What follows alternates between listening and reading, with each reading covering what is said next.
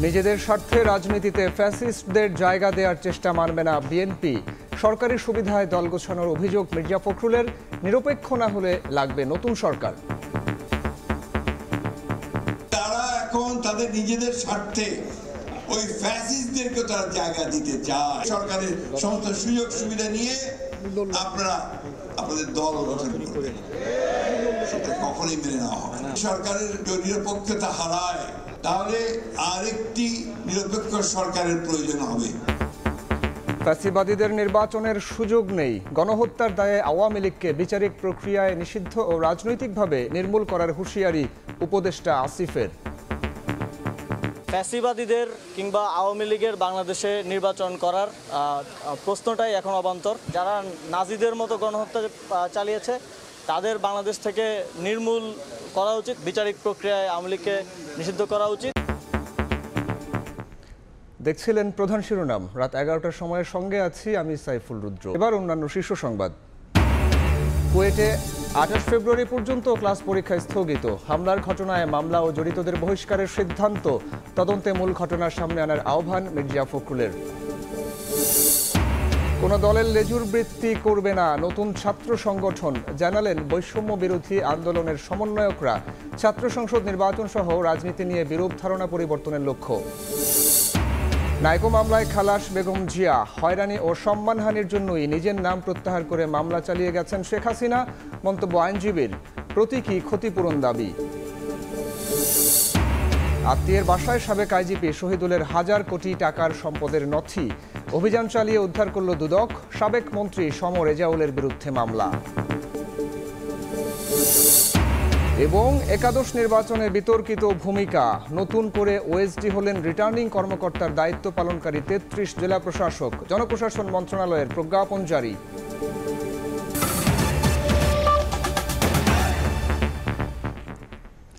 নিজেদের স্বার্থে ফ্যাসিস্টদের জায়গা করে দিলে মানবে না বিএনপি।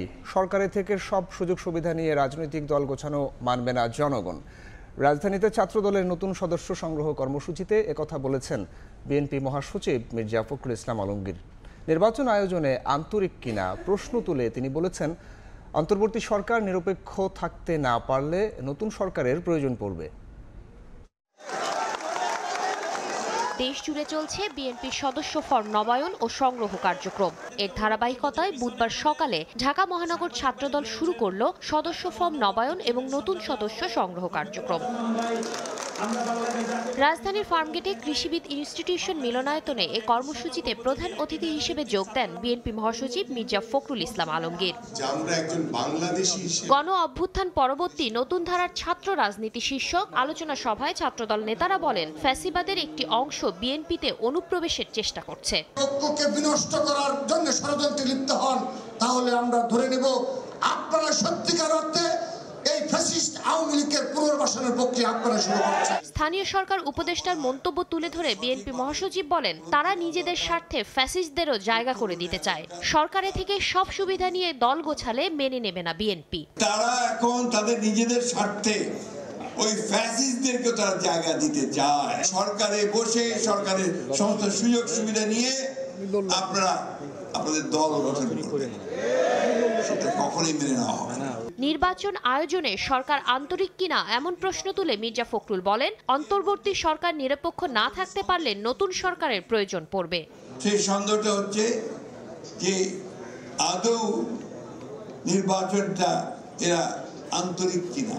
এই অন্তর্বর্তী সরকারের কেউ নিরপেক্ষতা হারায়, তাহলে আরেকটি নিরপেক্ষ সরকারের প্রয়োজন হবে। এদিকে বুধবার দুপুরে জাতীয় প্রেস ক্লাবে এক অনুষ্ঠানে যোগ দিয়ে দলের ভাইস চেয়ারম্যান শামসুজ্জামান দুদু দাবি করেন, নির্বাচন বানচাল করতে দেশের বিভিন্ন স্থানে বিশৃঙ্খলা তৈরির চেষ্টা চলছে। বিশৃঙ্খলা তৈরি পরিকল্পিতভাবে চেষ্টা হচ্ছে। যদি বিশৃঙ্খলা হয় নির্বাচন হবে না, নির্বাচন না হয় তাহলে ফ্যাসিবাদের উল্লাস আমাদের আবার হয়তো দেখার প্রয়োজন দেখা দিতে পারে। বিশৃঙ্খলা বন্ধ করে দ্রুত নির্বাচনের আহ্বান জানান বিএনপির নেতা। মুক্তিযোদ্ধা দলের নেতা সাতিরা শারমিন, সময় সংবাদ, ঢাকা। ফ্যাসিবাদীদের নির্বাচন করার সুযোগ নেই। গণহত্যার দায়ে আওয়ামী লীগকে শুধু বিচারিক প্রক্রিয়ায় নিষিদ্ধ নয়, আদর্শিক ও রাজনৈতিকভাবে নির্মূল করা হবে বলে জানিয়েছেন স্থানীয় সরকার উপদেষ্টা আসিফ মাহমুদ সজীব ভুঁইয়া। সকালে আদমজী ক্যান্টনমেন্ট কলেজে তারুণ্যের উৎসবে তিনি বলেন, কুয়েটে হামলায় জড়িতদের আইনের আওতায় আনা হবে। জুলাই আগস্টে ছাত্র ও জনতার আন্দোলন, আসে তারুণ্যের জয়। বুধবার সকালে আদমজী ক্যান্টনমেন্ট কলেজে আয়োজন করা হয় তারুণ্যের উৎসব। আয়োজনে স্থানীয় সরকার উপদেষ্টা বলেন, কোন স্বৈরাচারী রাজনৈতিক দল আসন্ন জাতীয় নির্বাচনে অংশ নিতে পারবে না। গণহত্যার দায়ে আওয়ামী লীগকে শুধু বিচারিক প্রক্রিয়ায় নিষিদ্ধ নয়, আদর্শিক ও রাজনৈতিকভাবে নির্মূল করা হবে। সরকার আগে স্থানীয় নির্বাচন করতে চায় বলেও জানান তিনি। ফ্যাসিবাদীদের কিংবা আওয়ামী লীগের বাংলাদেশে নির্বাচন করার প্রশ্নটাই এখন অবান্তর। যারা নাজিদের মতো গণহত্যা চালিয়েছে তাদের বাংলাদেশ থেকে নির্মূল করা উচিত। বিচারিক প্রক্রিয়ায় আওয়ামী লীগকে নিষিদ্ধ করা উচিত। সরকারের সদিচ্ছা আছে স্থানীয় সরকার নির্বাচন আগে করার, এবং বাংলাদেশের মানুষ তাদের যে প্রাত্যহিক সেবা সেগুলো পাচ্ছে না, এবং সেগুলো নিশ্চিত করাটা এই সরকারের অন্যতম দায়িত্ব। এদিকে সাংবাদিকদের প্রশ্নের জবাবে কুয়েটে হামলার ঘটনায় নিন্দা জানিয়ে উপদেষ্টা বলেন, যেই জড়িত থাকুক সবাইকে আইনের আওতায় আনা হবে। এছাড়া স্বায়ত্তশাসিত বিশ্ববিদ্যালয়গুলোর প্রশাসনকে দ্রুত ছাত্র সংসদ নির্বাচন আয়োজনের আহ্বান জানান তিনি। আমরা আইনশৃঙ্খলা বাহিনীর সাথে কথা বলছি এই বিষয়টি পুঙ্খানুপুঙ্খ তদন্ত করে ভিডিও ফুটেজ যা ছবি আছে সেগুলো দেখে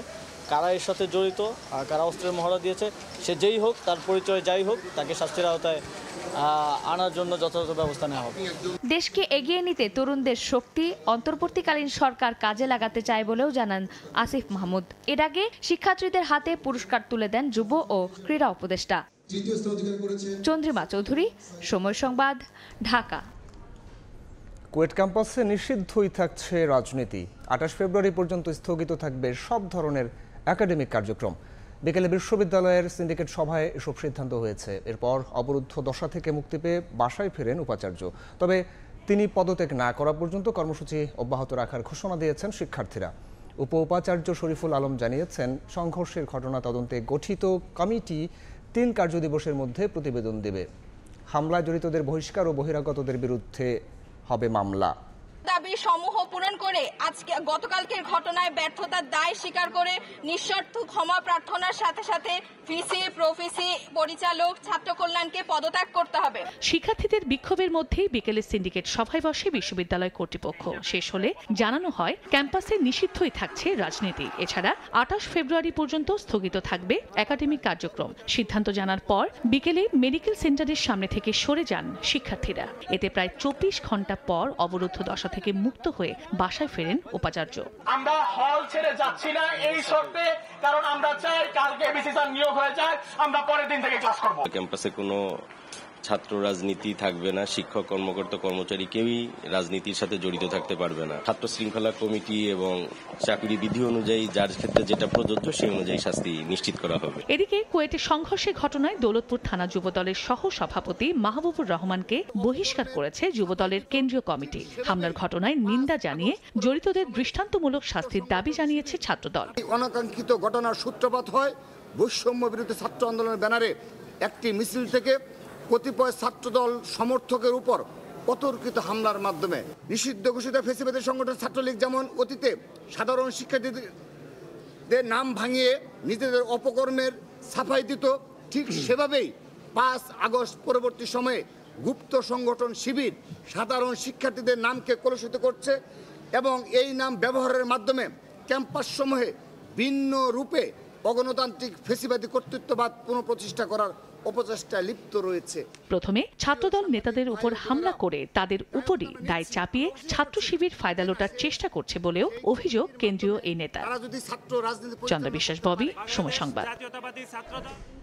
কুয়েটের ঘটনায় নিন্দা জানিয়ে সঠিক তদন্তের মাধ্যমে মূল ঘটনার সামনে আনার আহ্বান জানিয়েছেন বিএনপির মহাসচিব মির্জা ফখরুল ইসলাম আলমগীর। সন্ধ্যায় বাংলা একাডেমিতে তারেক রহমান সংগ্রাম ও রাজনৈতিক যাত্রা শিরোনামে বইয়ের মোড়ক উন্মোচন অনুষ্ঠানে একথা বলেন তিনি। এ সময় তিনি বলেন, কিছু দায়িত্বশীল মানুষেরা জাতিকে বিভক্ত করার কাজ করছে। তাদের এমন কর্মকাণ্ড 24-এর গণ অভ্যুত্থানের চেতনা বিরোধী বলে মন্তব্য করেন বিএনপি মহাসচিব।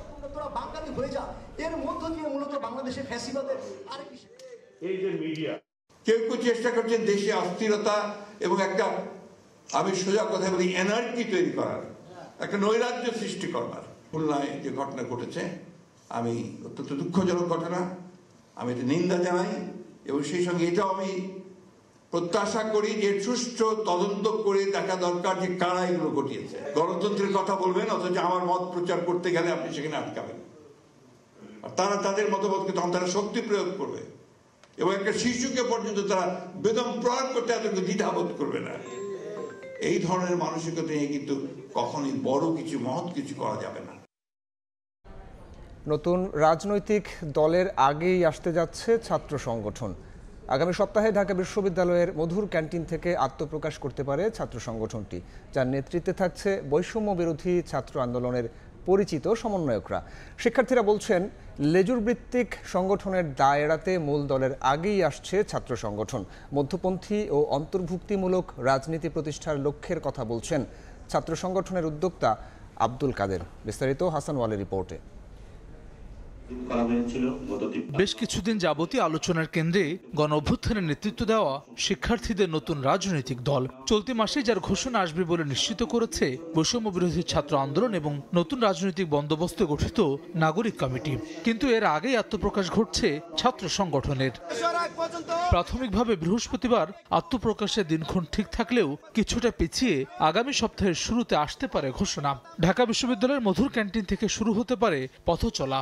জানা গেছে, জুলাই গণ অভ্যুত্থানের নেতৃত্ব দিয়ে আলোচনায় আসা সমন্বয়ক আবু বকর মজুমদার এবং দপ্তর সেলের সম্পাদক জাহিদ আহসান আসতে পারেন ছাত্র সংগঠনের গুরুত্বপূর্ণ পদে। সমন্বয়ক আবুল কাদের পেতে পারেন ঢাকা বিশ্ববিদ্যালয় ইউনিটের দায়িত্ব। এছাড়া সমন্বয়ক রিফাত রশিদ, হাসিব আল ইসলাম সহ অন্যান্যদের দেখা যেতে পারে নতুন এই ছাত্র সংগঠনের বিভিন্ন দায়িত্বে। সেক্ষেত্রে বৈষম্য বিরোধী ছাত্র আন্দোলনেও আসতে পারে নতুন নেতৃত্ব। জুলাই গণ অভ্যুত্থান বিষয়ক সেল প্রধান হাসান ইনাম পেতে পারেন প্রধানের দায়িত্ব। এছাড়াও সরাসরি রাজনীতি করতে আগ্রহী নন এমন শিক্ষার্থীরা থাকবেন বৈষম্য বিরোধী ছাত্র আন্দোলনে। কিভাবে কাজ করবেন? সমন্বয়ক আব্দুল কাদের বলছেন, ছাত্র রাজনীতি সম্পর্কে শিক্ষার্থীদের বিরূপ ধারণা পরিবর্তন করতে চান তারা। কোনো ব্যক্তি মাদার পার্টি দ্বারা আপনার নির্বাচিত হয় তখন ছাত্রদের দিকেও তার কোনো দায়বদ্ধ জায়গা থাকে না। ছাত্র রাজনীতির যে ফরম্যাটটা আছে, যে কাঠামোটা আছে, সেটাকে আমাদের পরিবর্তন আনতে হবে। কেন? এটা শিক্ষার্থীদের কনসার্ন। তারা চায় না হলে এবং একাডেমিক এরিয়া রাজনীতি ঢুকে গিয়ে, রাজনৈতিক কার্যক্রম, রাজনৈতিক কাঠামো ঢুকে গিয়ে আবার হচ্ছে দাসত্বের শৃঙ্খলা সেখানে ফিরে আসুক। বৈষম্য বিরোধী ছাত্র আন্দোলনের সদস্য সচিব আরিফ সোহেল বলছেন, ঐক্যবদ্ধ সিদ্ধান্তের ভিত্তিতেই গঠিত হতে যাচ্ছে নতুন ছাত্র সংগঠন। উদীয়মান যে সকল ছাত্র নেতারা আছেন, যারা গণ অভ্যুত্থানে গুরুত্বপূর্ণ ভূমিকা পালন করেছেন, তাদের নেতৃত্বে একটা ছাত্র সংগঠন তৈরি হচ্ছে। এই ছাত্র সংগঠনটি খুবই গুরুত্বপূর্ণ যে ফিচার, সেটা হচ্ছে এটা লেজুর ভিত্তিহীন। এই ছাত্র সংগঠনটি আগে তৈরি হচ্ছে, এটা খুবই সচেতনভাবে আমরা করেছি। জুলাই গণ অভ্যুত্থানকে ধারণ করে ধারাবাহিক কর্মসূচি দিয়ে দেশব্যাপী বিস্তৃতি বাড়ানোর পরিকল্পনা তাদের। হাসান ওয়ালি, সময় সংবাদ, ঢাকা। বিএনপি চেয়ারপারসন বেগম খালেদা জিয়া সহ ৮ জনকে নাইকো দুর্নীতি মামলা থেকে খালাস দিয়েছেন আদালত। দুপুরে ঢাকার বিশেষ জজ আদালত 4-এর বিচারক এই রায় ঘোষণা করেন। রায়ের প্রতিক্রিয়ায় খালেদা জিয়ার আইনজীবীরা বলেন, রাজনৈতিক হয়রানি ও সম্মানহানি করতেই এই মামলা করা হয়েছিল। দুর্নীতিবাজ প্রমাণ করে বেগম খালেদা জিয়াকে নিজের সমকক্ষ করে তুলতে চেয়েছিলেন শেখ হাসিনা। বিস্তারিত আমান নবীর রিপোর্টে। কানাডার কোম্পানি নাইকোর 3টি গ্যাস ক্ষেত্র পরিত্যক্ত দেখিয়ে চুক্তির মাধ্যমে রাষ্ট্রের 13,777 কোটি টাকার আর্থিক ক্ষতিসাধন ও দুর্নীতির অভিযোগে 2007 সালে বেগম খালেদা জিয়া সহ 5 জনের বিরুদ্ধে তেজগাঁও থানায় মামলা করে। দুপক্ষের 68 জন সাক্ষীর মধ্যে আদালতে সাক্ষ্য দিয়েছেন 39 জন। তবে কেউই আসামিদের বিরুদ্ধে সাক্ষ্য দেননি বলে জানান আইনজীবীরা। রয়্যাল কানাডিয়ান মাউন্টেড পুলিশ 2 জন সদস্য এসেছিল, তারা কিন্তু বেগম জিয়ার বিরুদ্ধে কোনো অভিযোগ করেন নাই। এই মামলার যিনি বাদী ছিলেন মাহবুবুল ইসলাম, তিনিও তার জবানবন্দির মধ্যে শেখ হাসিনার বিরুদ্ধে সাক্ষ্য দিয়েছেন।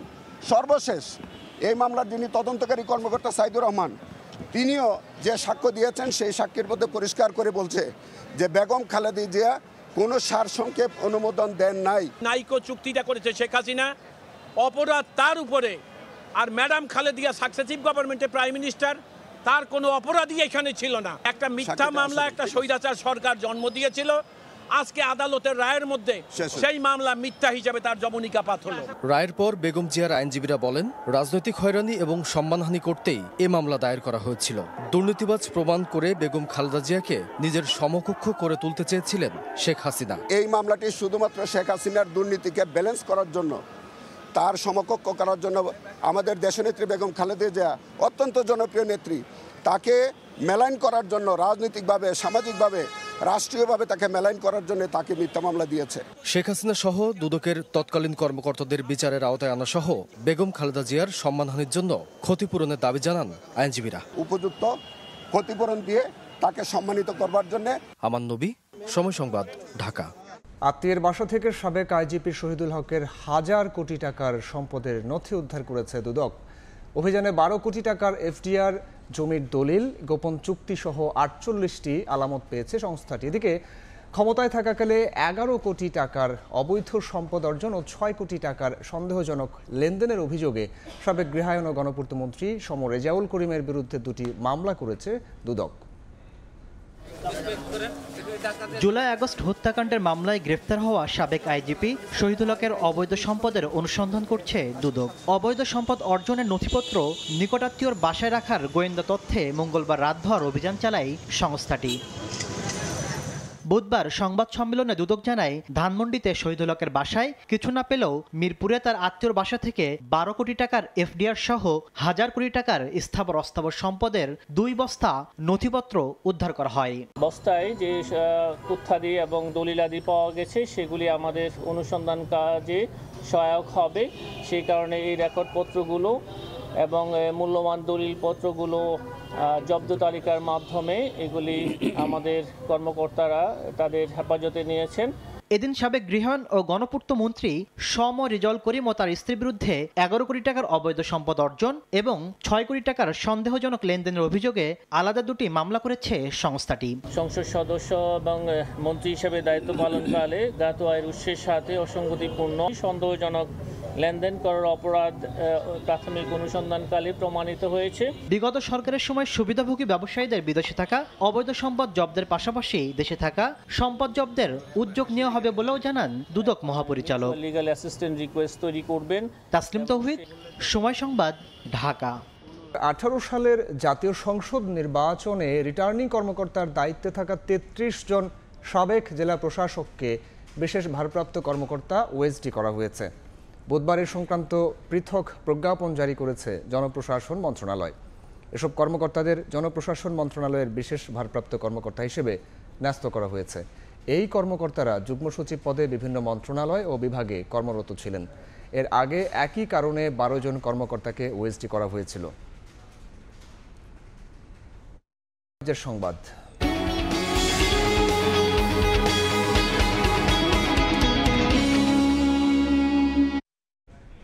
রমজানের আগে চট্টগ্রামের বাজার থেকে উধাও ভোজ্য তেল, তবে চাল ডাল কিনলে সহসায় মিলছে তেল। এমন অভিযোগ পেয়ে অভিযান চালিয়ে 6 দোকানিকে জরিমানা করেছে ভোক্তা অধিকার সংরক্ষণ অধিদপ্তর। সামনে রমজান মাস, অথচ বাজার থেকে রাতারাতি উধাও ভোজ্য তেল। ভোক্তাদের অভিযোগ, শুধু তেল কিনতে গেলে বাজারে নেই বলে নানা অজুহাত দেখাচ্ছেন ব্যবসায়ীরা, অথচ চাল ডাল সহ অন্যান্য পণ্য কিনতে গেলেই মিলছে তেল। 5 লিটার তেল কিনলে 1 কেজি সুগন্ধি চাল কিনতে হবে। তো আমি বলতেছি আমার তো রমজানে সুগন্ধি চাল দরকার নেই, আমার চিনি দেন, ওইটা হলে কাজ আসবে।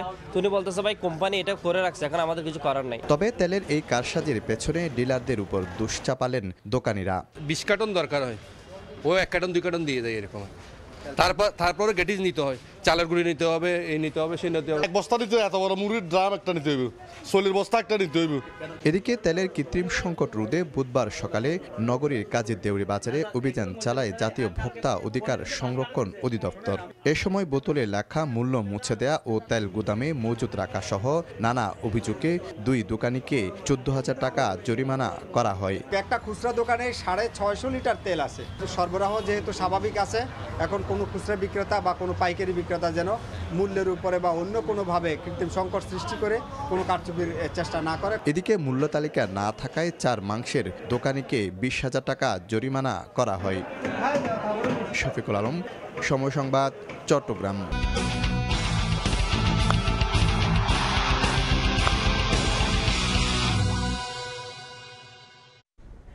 কাল শুরু বাংলাদেশের চ্যাম্পিয়ন্স ট্রফি মিশন। প্রথম ম্যাচে টাইগারদের প্রতিপক্ষ ভারত।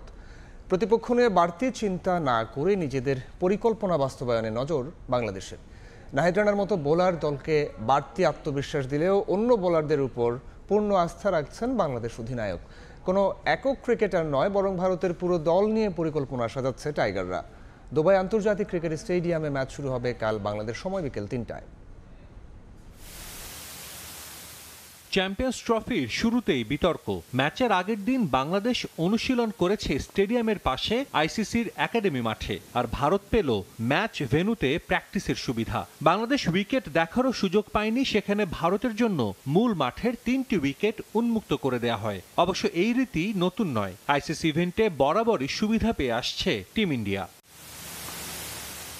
বাংলাদেশ চ্যাম্পিয়ন্স ট্রফির শুরুটাই করছে টুর্নামেন্টের হট ফেভারিট ভারতের বিপক্ষে ম্যাচ দিয়ে। সাম্প্রতিক সময়ে যে ম্যাচ বেশ উত্তাপ ছড়ায়, যার আজ কিছুটা হলেও টের পাচ্ছেন বাংলাদেশ অধিনায়ক। যদিও বিগ ম্যাচের আগে ভয় ডর নয়, আত্মবিশ্বাসী টাইগার দলপতি। উইকেট যেরকম থাকবে ওই অনুযায়ী খেলা চেষ্টা করব আমরা, বাট আমার মনে হয় যে স্পেশালি যারা উপরের দিকে ব্যাটিং করে এদের লম্বা ইনিংস খেলাটা খুব ইম্পর্টেন্ট। যখন আমরা এই উপরের শুরুটা ভালো করতে পারবো তখনই দেখা যাবে যে একটা বড় রান করা সম্ভব। যে কোনো ম্যাচের আগে চিরাচরিত এক প্রশ্ন, কেমন হবে বাংলাদেশের একাদশ? প্রতিপক্ষ ভারত বলেই কোনো পরীক্ষা নিরীক্ষা করছে না টিম ম্যানেজমেন্ট। প্রস্তুতি ম্যাচ না খেলা মাহমুদুল্লাহ এদিন মাঠে গেলেও অনুশীলন করেননি, তবে থাকবেন শুরুর একাদশে। ভারতের বোলিং আক্রমণ স্পিন নির্ভর হলেও বাংলাদেশ মাঠে নামবে 3 পেসার নিয়ে। দুদলের শেষ 5 ম্যাচে 3টায় জয় আছে বাংলাদেশের। অবশ্য এসব যে টিম ইন্ডিয়াকে খুব একটা ভাবাচ্ছে না তা সহজেই অনুমেয়। ম্যাচের আগে রোহিতের 20 মিনিটের সংবাদ সম্মেলনে বাংলাদেশ নিয়ে প্রশ্ন ছিল না একটাও। দুবাইয়ের উইকেট কিছুটা স্পিন বান্ধব, যার কারণে ভারতের স্কোয়াডে আছে 5 স্পিনার। কন্ডিশন বা উইকেটের আচরণ নিয়েও একেবারেই চিন্তিত নন রোহিত শর্মা। যে কোনো আইসিসি টুর্নামেন্ট আমাদের জন্য গুরুত্বপূর্ণ, তবে ট্রফি জিততে হলে অনেক পরিশ্রম করতে হবে। আমাদের লক্ষ্যটাও থাকবে সেদিকে। কন্ডিশন নিয়ে খুব একটা ভাবছি না, আবহাওয়া যেমনই হোক আমাদের মানিয়ে নেওয়ার সামর্থ্য আছে।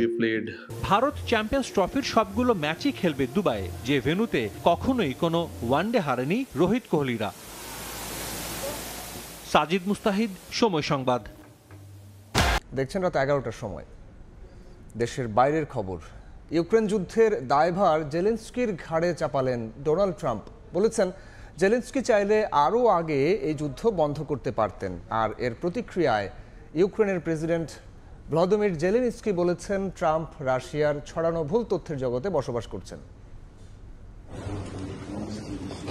ইউক্রেন যুদ্ধ বন্ধের আলোচনায় ইউক্রেনকেই শামিল করেনি যুক্তরাষ্ট্র ও রাশিয়া। সৌদি আরবের এ তাৎপর্যপূর্ণ বৈঠকের পর ইউক্রেনের প্রেসিডেন্ট জেলেনস্কি এ বিষয়ে ক্ষোভ প্রকাশ করেছেন। ইউক্রেনের উদ্বেগকে গুরুত্ব না দিয়েই এবার জেলেনস্কিকে একহাত নিলেন যুক্তরাষ্ট্রের প্রেসিডেন্ট ডোনাল্ড ট্রাম্প। কেন জেলেনস্কিকে ছাড়াই রিয়াদের বৈঠকের আয়োজন করা হলো এ বিষয়ে মারে-লাগোতে ট্রাম্পকে প্রশ্ন করা হলে উত্তরে তিনি বলেন, ইউক্রেনের প্রেসিডেন্ট চাইলে অনেক আগেই এ যুদ্ধ বন্ধ হয়ে যেত। তিনি কোনো ধরনের প্রাণহানি ছাড়াই কিয়েভকে অনেক সুবিধা এনে দিতে পারতেন। সংবাদ সম্মেলনে এই যুদ্ধ নিয়ে বাইডেনের ভুল সিদ্ধান্তেরও কড়া সমালোচনা করেন মার্কিন প্রেসিডেন্ট।